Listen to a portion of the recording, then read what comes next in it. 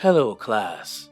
I hope the previous lesson on the ratkin didn't make you fearful of small furry terrors nibbling at your toes. If it had, please rest assured. Nibbling would be the least of your concerns if you were facing one of those rat creatures. Anyway, for today's lesson, we will speak of another fur-laden faction whose members are in many ways the complete opposite of the horrendous ratkin. A faction whose members are bestial of appearance, but noble of soul. In this lesson, we will speak of the herd.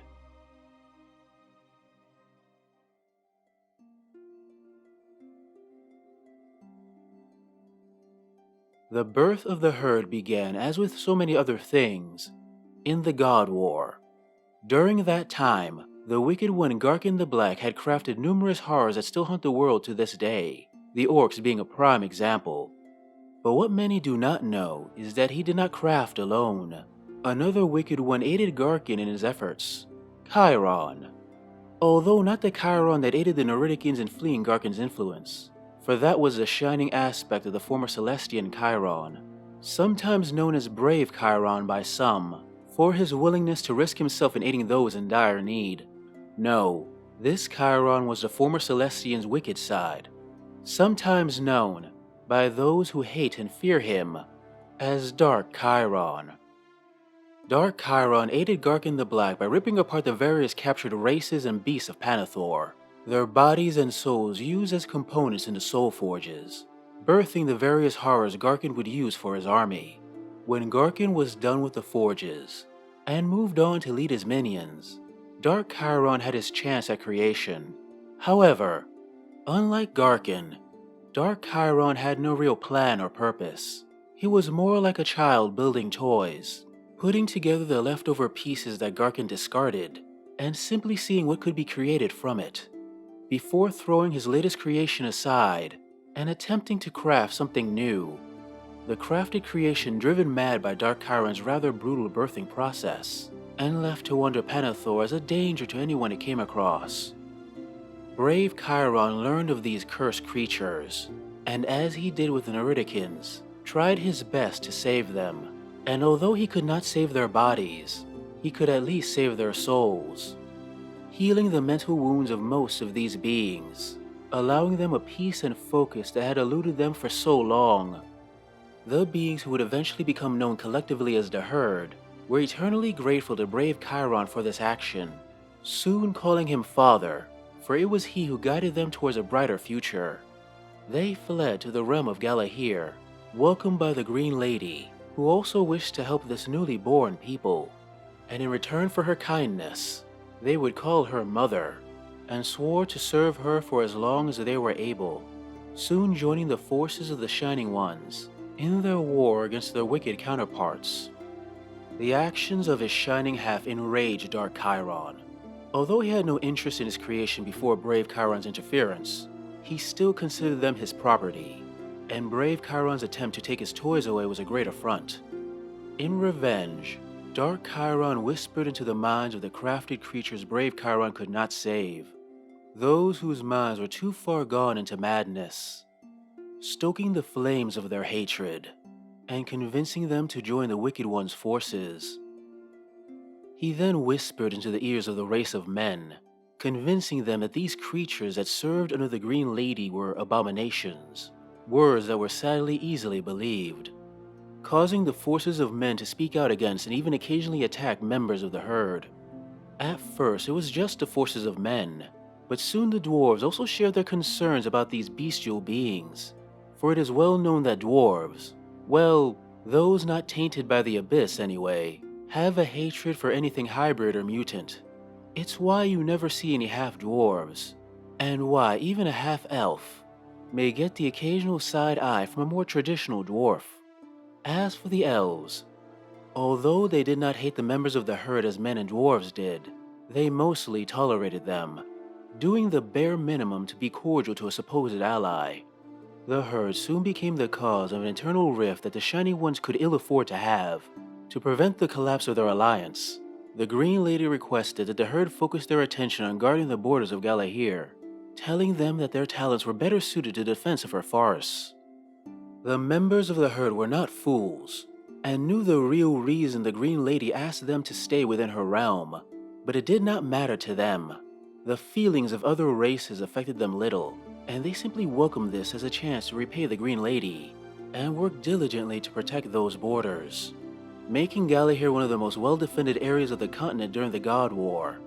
And there they have stayed to this very day, protecting the Green Lady's forests, and aiding her and her allies against those who would run amok within them. Herd society is far different from what most expect. Those who look upon a herd member or hear stories of their appearance instantly assume they live as animals, brutalizing each other and living in a might makes right and savage society. This is very, very far from the truth. Herd culture is actually fairly peaceful, most living as simple farmers and ensuring the health and well-being of their community, and, in their free time, happily roaming the forest and staring up the clouds in the sky, admiring the beauty of the place they call home. And like the ogres, they don't really suffer from existential dread, worrying about what to do with their lives and what it means to be alive. For the members of the herd know their purpose in life. It's a purpose they have chosen, to serve their spiritual mother and father and protect what those two beings hold dear. Now I know what you are thinking. I have spoken highly of these beings, but no people can be that noble and righteous. And perhaps you are right. Perhaps there is some dark secret about the herd that is yet to be discovered. But if so, it is, at least for now, well hidden. As for why they may be so noble, for lack of a better term, it may be due to their creation. I have no real evidence of this, and thus this is just a theory of mine, but I believe that the herd was birthed from the best parts of the various races. Remember, they were made from the discarded parts of Garkin's experiments. And what would Garkin consider more useless to his craft than concepts such as honor, family, duty, and so on? In a way, Dark Chiron, when he began to play with the soul forges and used these discarded parts, he inadvertently crafted a people better suited to fighting the evils of our world than the so-called noble races. As peaceful as these beings may be, that certainly doesn't mean they aren't willing to fight when necessary. The herd's wide variety of member races create a diverse and deadly force on the battlefield. Many of their warriors are formed from the ranks of fawns, satyrs, and smaller members of the herd. While they generally prefer to live lives of peace, they will fight when necessary, wearing leather armor and marching with weapon and shield as tribal warriors, or with longer weapons as tribal spears. Those who are adept hunters will either form a team of tribal trappers, or a especially skilled herd member will become a tribal tracker, traversing silently through the forest, seeking to scout out enemy positions or take out foes from a distance with their bows. Centaurs are a peaceful, if a tad bit territorial, people that roam the mammoth steppes as well as the various forests of Panathor. Although preferring to live their lives as roaming hunters and gatherers, they are more than capable of using their skills in combat versus an enemy. Many are used as quick scouts and outriders in units known as Bray Hunters. Their speed and skill with a bow used to hit enemy flanks. Many more join the front lines as Bray Striders, wielding their hunting tools and a variety of two-handed weapons to lay down anything in their way in a thunderous charge. And leading any particular tribe is a Centaur chief, a being who, like any good leader, wishes to do whatever is best to see that their people survive whatever the world decides to throw at them. Guardian brutes are not one race but many, large beings such as owl bears, minotaurs, and others, whose strength is used to great effect in shattering enemy positions and facing off against the largest of enemy creatures. Like the werewolves who travel with the armies of the dead, lycans are those members of the herd whose bodies were fused with that of wolves. Unlike the werewolves, however, their minds are free of the rage that curses their kin, and they use their abilities to now aid those they call friend. Occasionally, if circumstances allow, a werewolf is captured and brought to Galahir to be healed, their mind cleared, and given the chance to become a member of the herd as a lycan if they desire. Sadly, these moments are few, as a werewolf is very unlikely to be ever taken alive. Tribal druids, also known as shamans, are the spiritual leaders of the herd, using their power to aid their fellows in battle and be the connection between their people and their spiritual mother and father. They also guide those who will eventually undergo the trial to become a tribal spirit walker.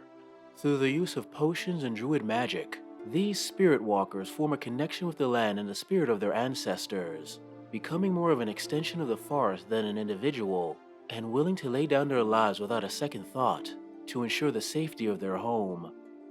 Now, as I previously mentioned, the members of the herd tend to live peaceful lives, only fighting when necessary.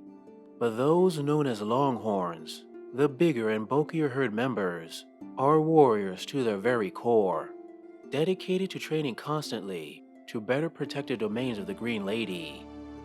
Gifted with arms and armor blessed by the tribal druids, they are the immovable core of any herd force. And from these Longhorns a great chieftain is chosen, a herd member whose skill at arms and keenness of mind is above all others, one who, although advised by the tribal druids, is ultimately the one who leads the herd in peace and in war. Although many lead on foot, some are seen charging into the enemy on a minotaur chariot, the minotaurs pulling the chariot considering it a great honor to be the literal horns of their leader. With their allies within the forces of nature and the Sylvan kin, the herd ensures that the forces of evil and the greedier members of the so-called noble races never lay a foot within their forest homes.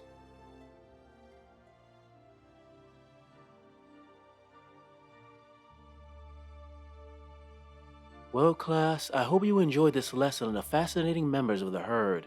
Truly, they could be our greatest ally, but sadly, they are slow to trust for good reason.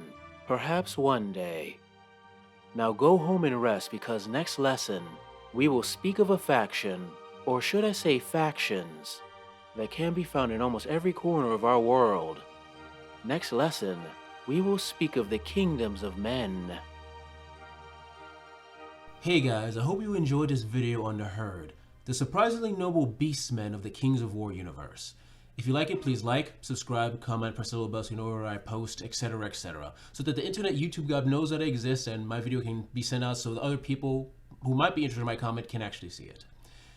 If you really like it, and only if you're inclined and have the cash, please consider giving to my Patreon or my Ko-fi account.